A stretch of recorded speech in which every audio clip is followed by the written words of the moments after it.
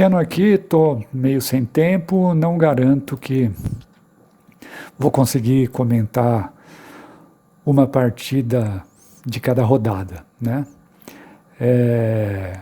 Aqui eu vou aproveitar um pedacinho de uma partida da primeira rodada, que foi jogada entre o Davi e a Tawane, para falar um pouquinho do par de bispos. E depois a gente vai ver um pedacinho também de uma partida para aprofundar o tema, né, do par de bispos.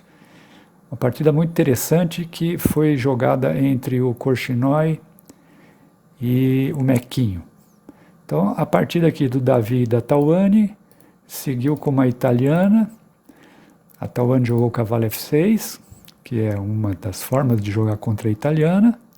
O Davi jogou o D3, que é o lance dos mestres atualmente, e a Tawane jogou aqui D6, que é um erro importante nessa posição aqui. O que é jogado aqui é bispo C5 ou bispo E7, os dois preparando para fazer o roque, né?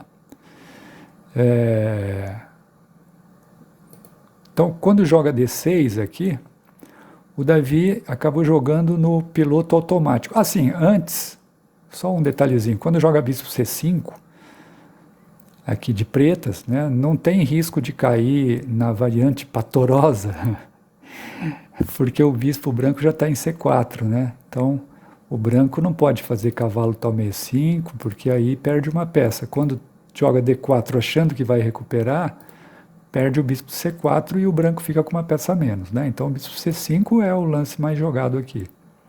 Bispo E7 também é jogável, é menos ativo, mas é bastante sólido.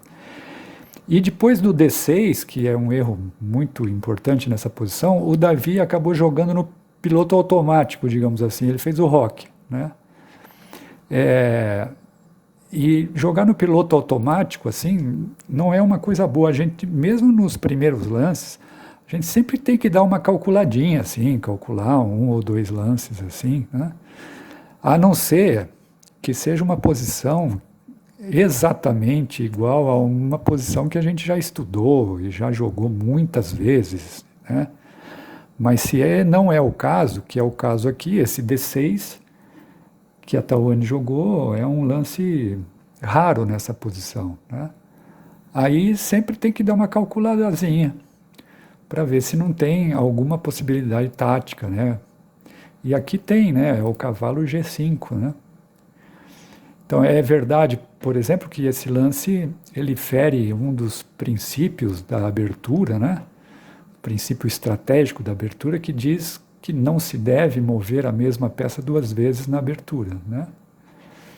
Mas a gente sempre tem que lembrar que os princípios estratégicos são sempre relativos, né? Eles são guias que nos orientam durante a partida, né? A tática sempre tem a prioridade.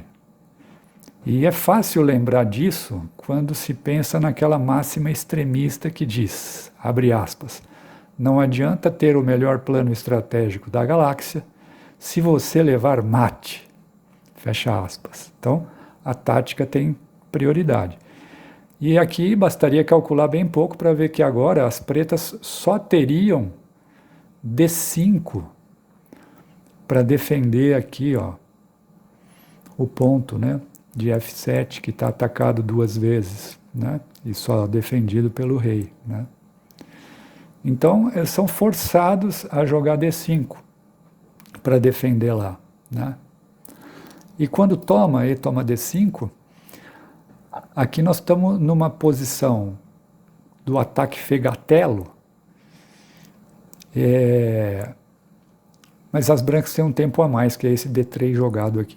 Do ataque fegatelo eu falei bastante em uma partida que comentei do Matonense do ano passado.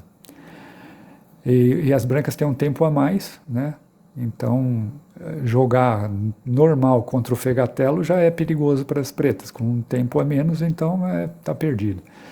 Então, por exemplo, se toma aqui, né, agora, cavalo toma D5, o ataque fegatelo típico, né, que esse peão estaria em D2 aqui, é cavalo toma F7, né? Fica uma posição difícil para as pretas defenderem, né? Não é que não é que acaba a partida, mas é uma posição bem dura para as pretas defenderem, né? E aqui nessa posição, depois que toma aqui, pode tomar lá também, né? Vai acabar ganhando, mas é bem complicado, né? A máquina diz que nem precisa fazer o sacrifício típico aqui do ataque fegatelo, né? A máquina diz que roque já está ganho para as brancas aqui, o cavalo C3 também, e dama F3 também, né? E esse dama F3 eu acho que é o mais fácil de a gente ver, assim, como realmente o preto está difícil aqui, né? Porque esse dama F3 ataca lá e ataca o cavalo, né? Então, por exemplo, se você tira o cavalo para cá, né? Para defender, está atacado aqui, né? Pode tomar de dama, né? Aí tem que ver o que é melhor, ou tomar de cavalo e dar duplex com varanda, né? Então, o único jeito de defender aqui para o preto é jogar bispo E6, né? Bispo E6. E quando joga o bispo E6, simplesmente cavalo toma, peão toma, né? Os peões aqui ficam dobrados, né? 100 peões para os defender aqui nas colunas adjacentes e numa coluna semi-aberta, né? Isso aqui é estrategicamente perdido. Então, sempre tem que dar uma calculadazinha. Jogou aqui, não é um lance comum, tem que dar uma olhada. Tá? Mas se eu jogar cavalo G5 agora, né? Tem que dar uma olhadinha aqui. Mas aí jogou no piloto automático, digamos assim, o roque, né? Que aí é considerado um lance muito ruim, porque deixou de jogar um lance ganhador. E aqui a Tawane fez um lance que é criticável também, não é um lance bom, né? Porque aqui já entra no tema aqui dessa nossa conversa. Ela podia aproveitar que o Davi não jogou o melhor lance, os melhores lances na posição, e jogar esse cavalo A5 aqui, que vai acabar pegando o bispo branco, né? E a gente vai ver que você ficar com 2 bispos, quando seu oponente não mais osterar, né? Não mais terá o par de bispos, isso é considerado uma vantagem estratégica, a gente vai ver mais para frente, né? Então aqui, por exemplo, joga cavalo A5, o branco poderia jogar bispo D5, por exemplo, C6, tomar lá com cheque, rei toma, né? Porque depois de B4 o cavalo está sem casas. Mas aí bispo E7, toma aqui, dama toma, ficou igualado o material agora. Por exemplo, A4, torre F8, H3, rei G8. E as pretas fizeram o roque artificial, né? E aqui elas têm o par de bispos, tá vendo? O branco não tem mais o par de bispos. Cadê o bispo casa branca? Foi tomado, né? A máquina considera essa posição igualada, tá? A melhor forma de pensar sobre o par de bispos, eu acho que é com uma fala que o grande mestre Rafael Leitão gosta de dizer nos vídeos dele. É assim, ó, abre aspas. Eu tenho o par de bispos. E você tem o quê? Fecha aspas. Né? Então, se seu oponente tem o par de bispos, você tem que ter alguma coisa para compensar isso, né? Pode ser, né, um ponto forte para colocar seu cavalo, que não pode ser expulso com peões, pode ser uma iniciativa numa das alas, né? E tem que ser isso, né? Tem que ter alguma coisa para compensar. Aqui a máquina fala que está igualado, né? Para mim não é simples ver o que o branco teria aqui, né? Mas a máquina diz que está igualada, ela está antevendo aqui alguma coisa, talvez iniciativa na ala da dama, mas já está igualado, né? Então, quando a gente joga de pretas, né? A primeira coisa que a gente quer é igualar, né? O branco sempre tem uma vantagenzinha porque faz o lance inicial, né? No começo da partida, né?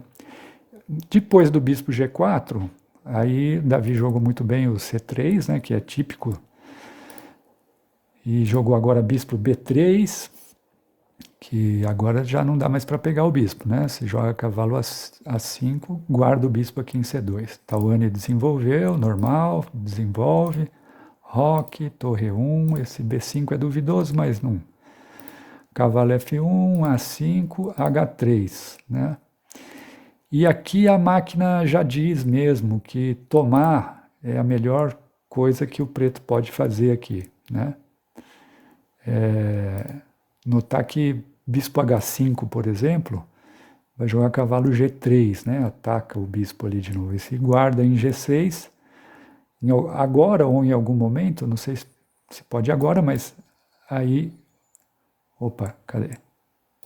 Se joga bispo H5, joga cavalo G3, bispo aqui, e um cavalo H4 agora ou em algum momento vai acabar pegando o bispo do mesmo jeito.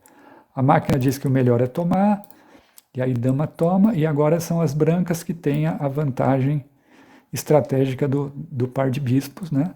E a máquina está segura que as brancas estão melhores nessa posição. É uma vantagem equivalente a aproximadamente meio peão, né? E a interpretação humana mais evidente sobre essa vantagem que a máquina dá é que, dentre os elementos estratégicos que constituem essa posição, né? Certamente está a posse do par de bispos pelas brancas, né? Enquanto as pretas já não têm mais o par de bispos, né? E especialmente em posições em que os peões de quem tem o par de bispos, a estrutura de peões, ela está perfeita, assim, né? Ela não tem debilidades.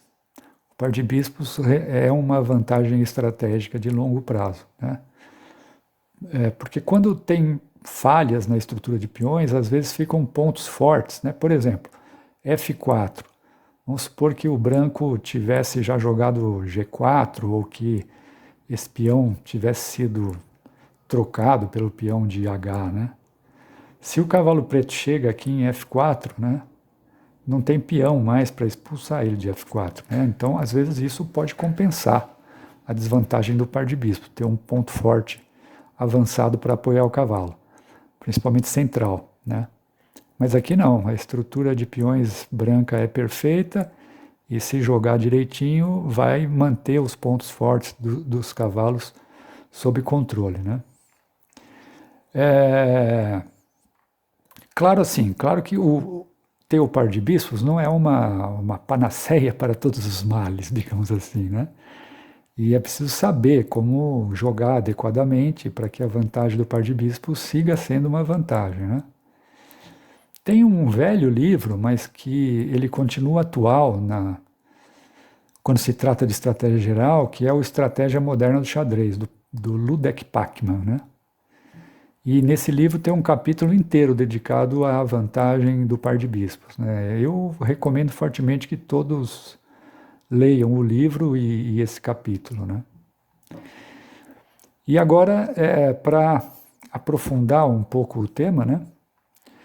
A gente vai ver um pedacinho também de uma partida muito interessante, que foi jogada em 1974, em um dos matches do torneio de candidatos, entre o Vitor Korchnoi, que é um dos maiores enxadristas do mundo de todos os tempos, e o Mequinho, que é considerado por muitos como o maior enxadrista brasileiro de todos os tempos. Abrir um parênteses aqui para dizer que é claro que nós sabemos que esse lance do Mequinho ser o melhor jogador brasileiro de todos os tempos, há controvérsia sobre isso, né? Claro que há. Porque nós conhecemos muito bem a força do grande, do enorme Mário Biava, né?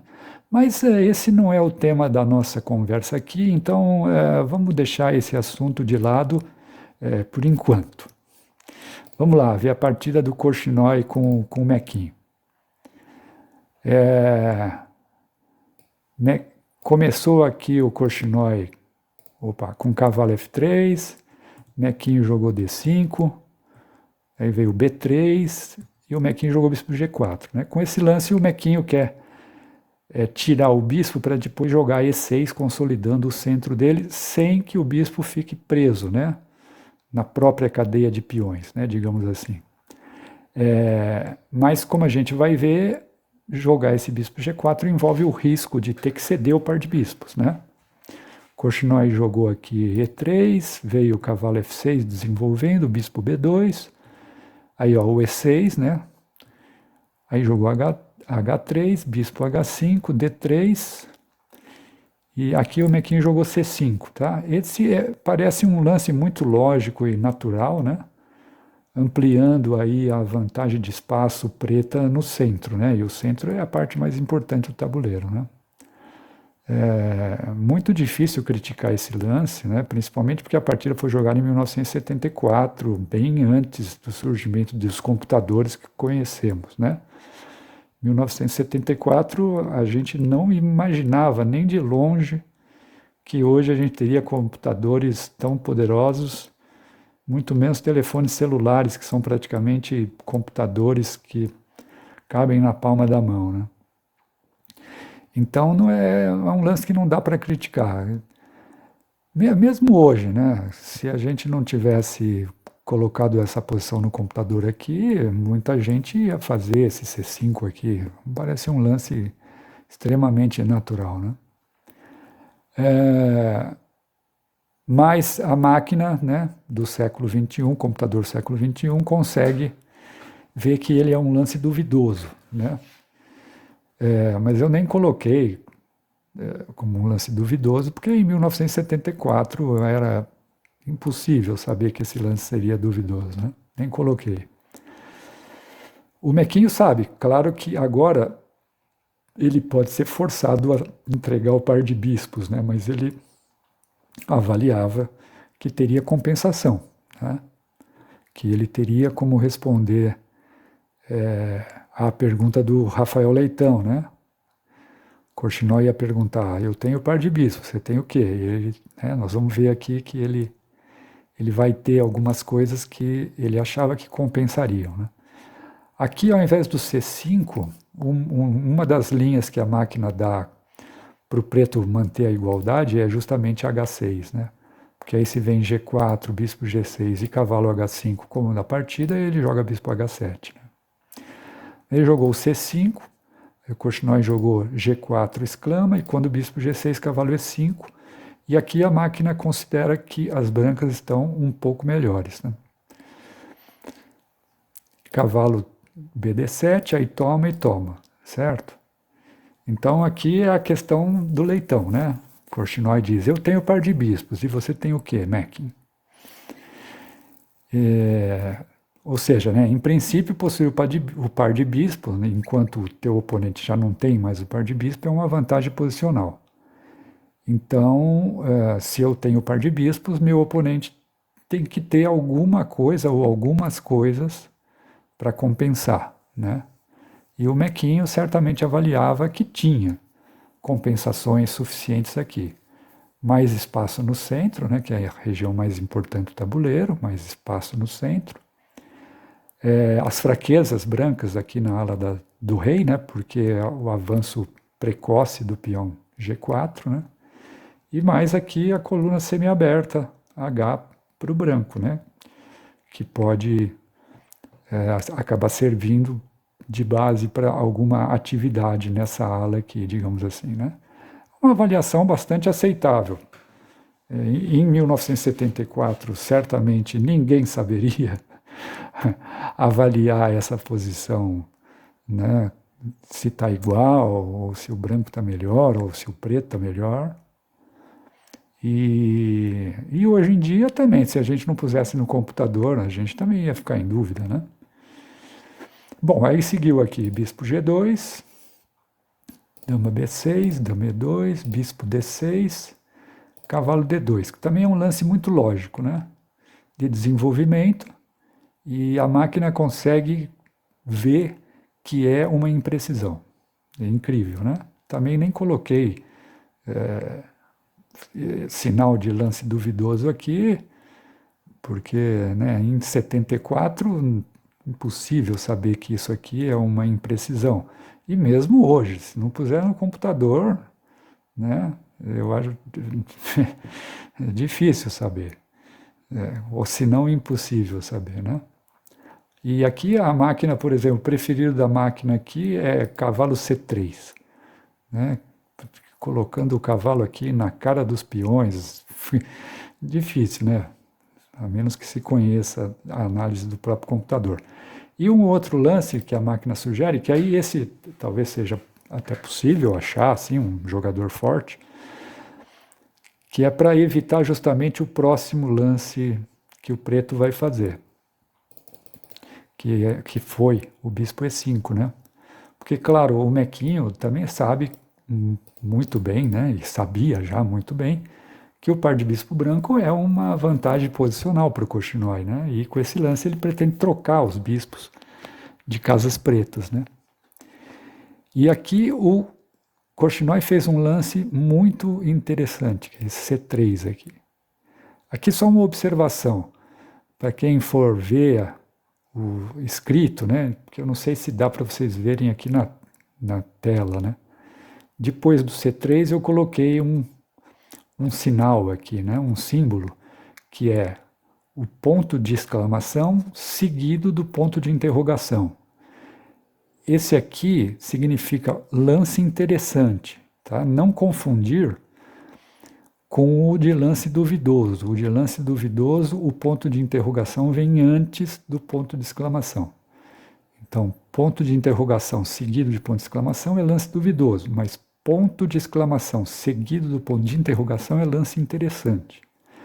Hoje em dia a gente quase não vê esse símbolo de lance interessante nas partidas, porque todas as partidas são analisadas com o computador, né? E o computador analisa objetivamente, ou o lance é bom, ou o lance é duvidoso, ou o lance é ruim, ou o lance é péssimo, né? Então esse lance interessante, ele tem uma carga significativa de subjetividade, depende de quem está comentando a partida, né? E diz respeito ao xadrez jogado entre humanos, né? Então, o símbolo de lance interessante, né, a definição dele seria mais ou menos assim, ó, consideradas as limitações humanas em relação à complexidade do xadrez, esse lance é interessante, porque, por exemplo, ele expressa uma ideia criativa, ou ele inicia um plano pouco usual, ou é um lance que coloca problemas práticos complexos para o oponente, por exemplo, né? Então aqui a minha impressão é que esse é um lance muito, muito interessante, né? Porque aparentemente ele é bizarro, né? Mas essa ideia do Korchnoi já estava planejada quando ele jogou o cavalo de BD2, né? E é bizarro porque ele limita totalmente o bispo. Mas a ideia é manter o par de bispos, né? Planejando, depois de algumas ações, liberá-lo para o jogo, né? No momento agora, é óbvio, né? O bispo branco parece totalmente passivo e realmente está, né? Mas, como eu falei, o Korchnoi pretende manter o par de bispos com esse lance na esperança de ativá-lo mais tarde, né? Aqui o Mequinho jogou um exclama, que é pressionando esse peão aqui, e forçando praticamente o Korchnoi a jogar D4, né? E aqui o Mequinho faz um lance exclama, que é uma decisão estratégica crítica. Ele faz C toma D4. E qual é a ideia? A ideia é manter esse bispo limitado pela própria cadeia de peões brancos, né? Essa é a ideia, e é extremamente importante fazer isso nesse momento. E agora a gente vai entrar na parte mais didática, que é ver o que aconteceria se o Mequinho não tomasse, não fizesse essa tomada, e jogasse, por exemplo, o bispo D6. Aí, o Korchnoi é que toma lá em C5 e isso é exclama, tá? E também é um lance, assim, aparentemente esquisito, né? Porque você está trocando um peão central por um peão que não é tão central assim. Ou seja, está abrindo mão do seu peão central de D4 enquanto mantém o peão central preto de D5, né? Usualmente a gente evita fazer isso, né? Usualmente é uma desvantagem, né? Mas aqui isso tem todo o sentido estratégico por causa da presença do par de bispos branco, né? Quando toma aqui, quando o branco puder fazê-lo em boas condições, vai jogar C4 e o bispo vai estar liberado para jogar, né? Exercer toda a sua atividade, né? Então é por isso que a tomada em D4 do Mequinho é exclama, né? E agora a gente vai ver então uma sugestão, uma linha que a máquina sugere, né? Por exemplo, toma de dama e aí G5, e aqui a máquina já considera que tem o branco tem uma grande vantagem, né? Não é decisiva, mas não é pequena também não. E a máquina também está bastante segura que o único lugar, o melhor lugar, ou o menos ruim lugar para colocar o cavalo agora é aqui em H5, tá? Ela está bastante segura sobre isso, né? Esse elemento é um dos que constituem a vantagem do par de bispos, né? Normalmente é mais fácil, né? A gente confinar um cavalo, né? Ou diminuir a mobilidade de um cavalo do que a mobilidade de um bispo, né? Normalmente é mais fácil prender o cavalo, digamos assim, do que prender o bispo, né? Então vamos seguir aqui o que a máquina sugere. Então, por exemplo, torre C1, provavelmente já ameaçando C4, bispo E5, evitando, né? Porque crava, cavalo F3, e aqui a máquina sugere que o preto tente alguma coisa ativa na ala da dama. A4, B5, toma, dama toma, dama toma, toma, toma. Bom, esse B4 aí já é uma concessão, né? O ideal é que o peão branco continuasse aqui em B3, né? Para evitar dar pontos fortes aqui, principalmente C4 para um cavalo preto, né? Mas a máquina diz que essa é uma concessão necessária nesse momento, e ela também está muito segura que essa concessão nessa posição específica não compromete a grande vantagem branca, né? Então, vamos seguir aqui. Ah, sim, aqui tem um truquezinho, né, que parece A5, né? Porque agora não pode tomar porque cai o bispo. Mas é ilusório, porque joga torre A1, né? E agora, se tomar aqui, interroga, toma lá, cavalo toma, e torre A8 cheque, e lá se vai a torre de H8, né?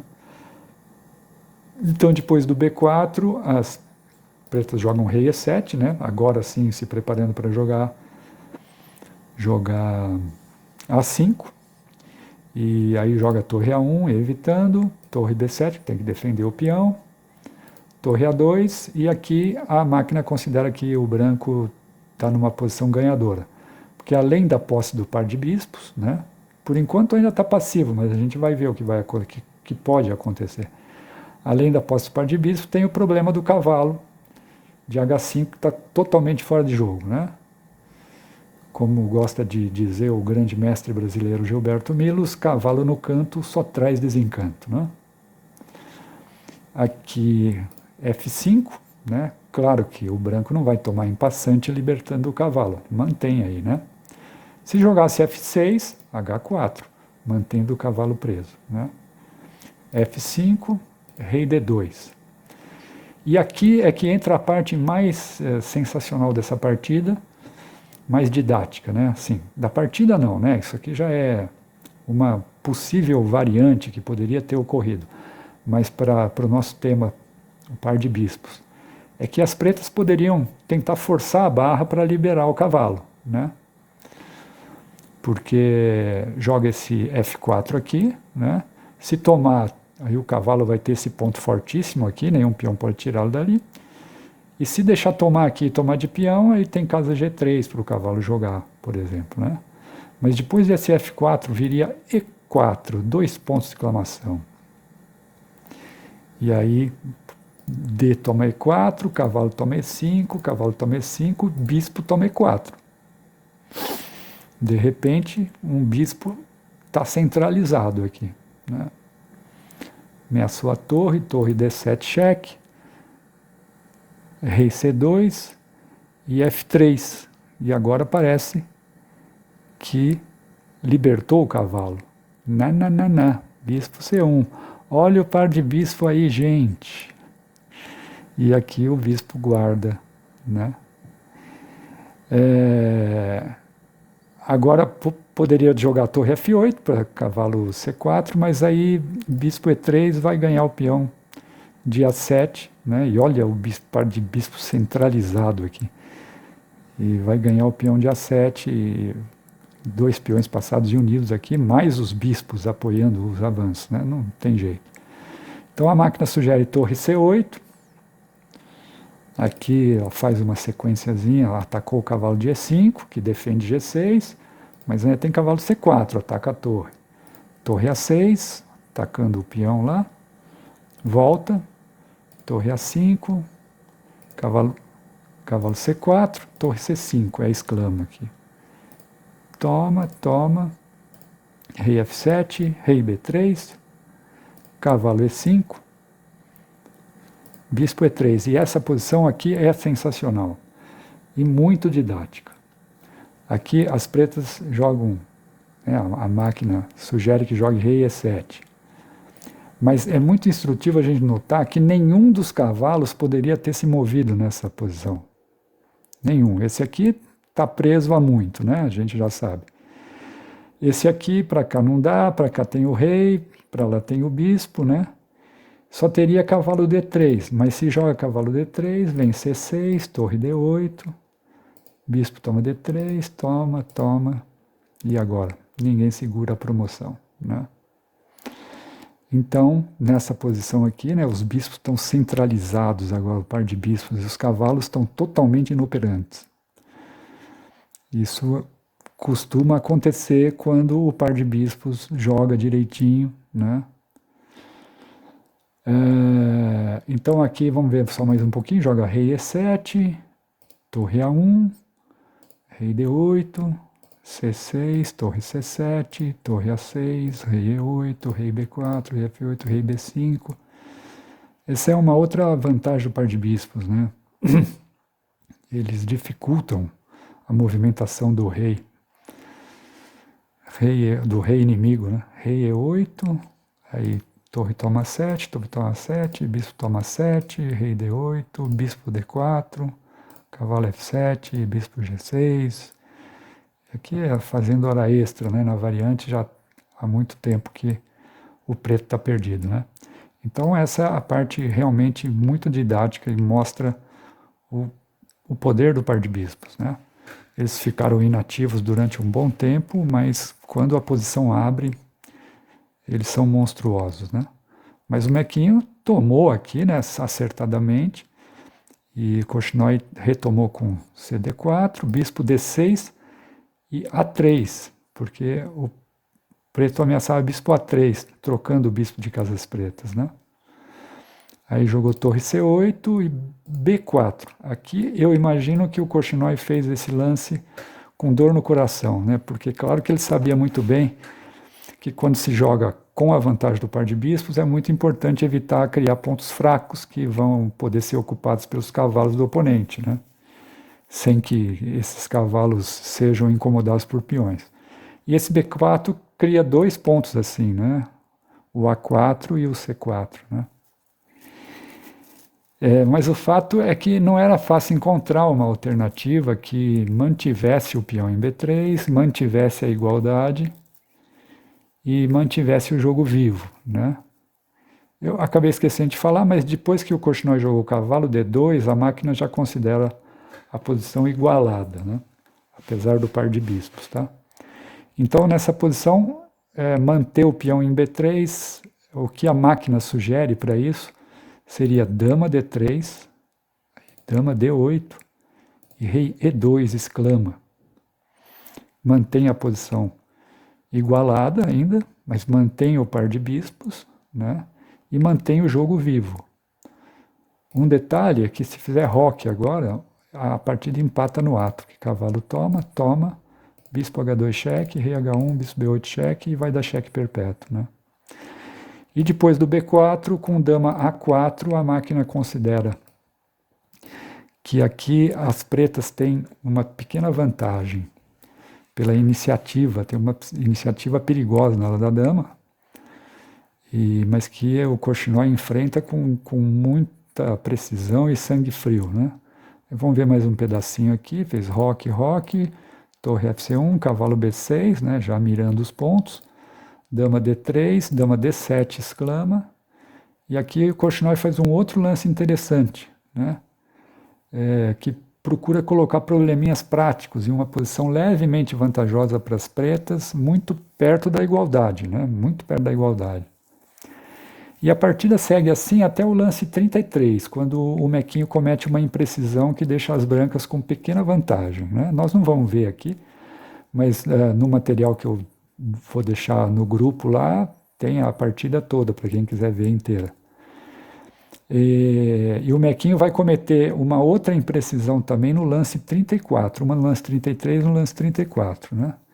E um erro grosseiro no lance 40. E aí ele fica perdidaço. Isso parece indicar muito fortemente que o Mequinho teria ficado muito apertado no tempo nessa partida.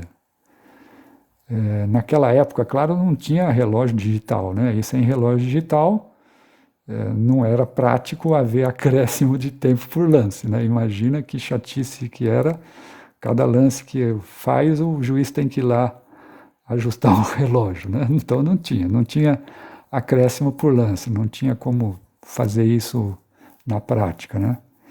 E o ritmo de jogo naquela época em torneios importantes usualmente era de 2 horas e meia para cada jogador para os primeiros 40 lances, aí mais 1 hora para cada jogador para cada 20 lances acima do lance 40, né? E depois de 6 ou 7 horas de jogo a partida era suspensa e continuava no dia seguinte ou dali 2 dias. E é que não tinha computador naquela época, né? Então esse tipo de pausa na partida, se ela acabasse ficando muito longa, até fazia sentido, né? Já que eram os próprios jogadores, junto com suas respectivas equipes, que teriam que estudar as melhores continuações para quando a partida fosse retomada. Então tudo indica que o Mequinho ficou muito apurado no tempo, aí cometeu essas imprecisões e o erro crasso no lance 40. Korchnoi continuou jogando perfeito e acabou ganhando. Então, é isso aí. Par de bispos é um conceito estratégico muito útil na prática.